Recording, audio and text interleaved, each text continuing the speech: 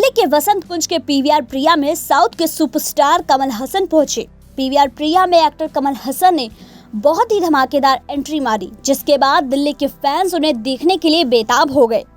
आपको बता दें कि साउथ के सुपरस्टार कमल हसन अपनी अपकमिंग फिल्म विक्रम हिटलिस्ट के प्रमोशन के लिए दिल्ली के पीवीआर प्रिया पहुंचे, जहां रेड कारपेट पर और एक अलग अंदाज में कमल हसन ने ग्रैंड एंट्री मारी और उसके बाद एक्टर ने मीडिया कर्मियों से अपनी अपकमिंग मूवी विक्रम हिटलिस्ट के बारे में बातचीत की। तो चलिए आपको दिखाते हैं प्रेस कॉन्फ्रेंस।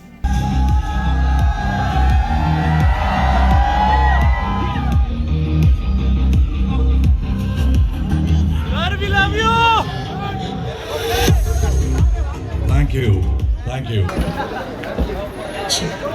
भाई एक बार शोर दो कमल सर के लिए everyone. Alright, Amit जी. मैं आपको करवा रही हूँ, एक second.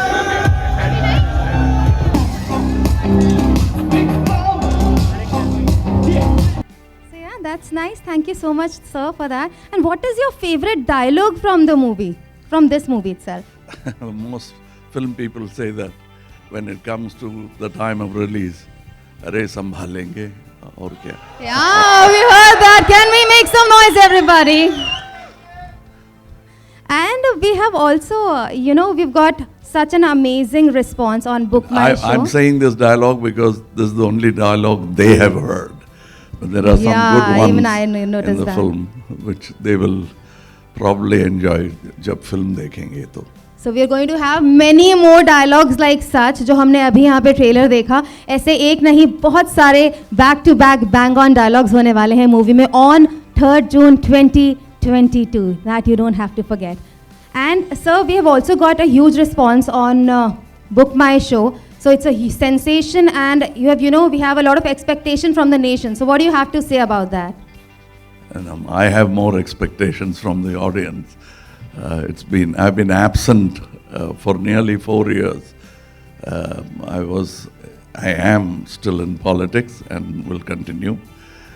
So I came back from that hiatus. So I'm looking forward more eagerly than the audience to see their reaction on this film. Sir, it's going to be fantastic and awesome because we are absolutely waiting, and in fact we cannot wait to watch it in the theaters on 3rd June 2022. The best experience for you would be to watch it in the theater. I am sure we're going to love it, won't we? Did you feel nostalgic when you came back to a film with the same title?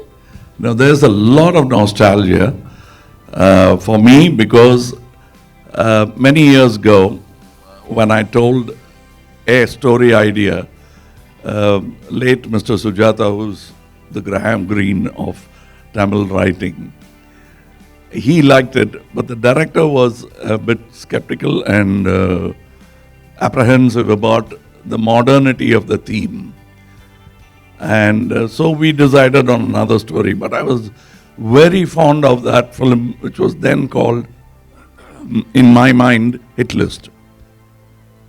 So while we were talking about making a new film, I asked the director what was his favorite film of mine, if he liked it at all. And he said Vikram, and there's another film called Satya. So I said, what would you like to call your film? He said, I'd like to call it Vikram. So I said, in that case, I must tell you the original story. And I told him the story. And he had brought along a story, but he said, I like this. I'll work on this and we'll make this film. And that's Vikram Hitlist for you. Okay. So my another question is that Lokesh in one of his interviews said that he wanted you to give some feedback and give your inputs and suggest some changes in his making style. But it seems so that you never did. So can we say that a student met the expectations of a teacher? I don't think of myself as a teacher unless teaching is a very, very responsible profession. You can't do it with the back of your hand. Teaching is something you concentrate on, probably a little more than the student. I think he's my fan. He likes me, he admires me. So he must have picked up something on his own.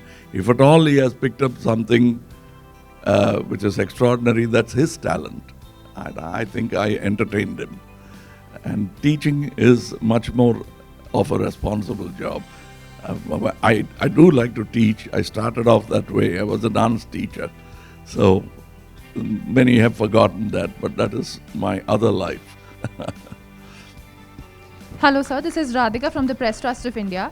You've previously described Vikram as a different sort of a pan-India film, but you have always been doing films across India. The pan-India film you've always been doing since forever.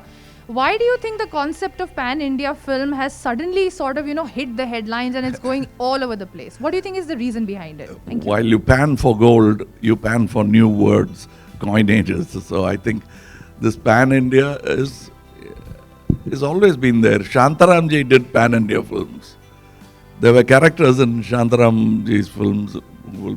Padosan is a pan-India film. I saw it. I didn't know a word of Hindi. I went to see that film because he almost spoke Tamil. I'm talking about Memoji.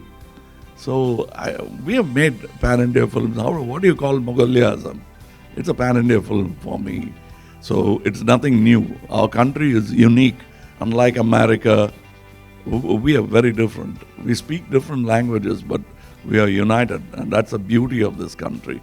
And we will always be making pan-India films. It depends on how good the film is, how universal the film is, and then everyone likes to see it.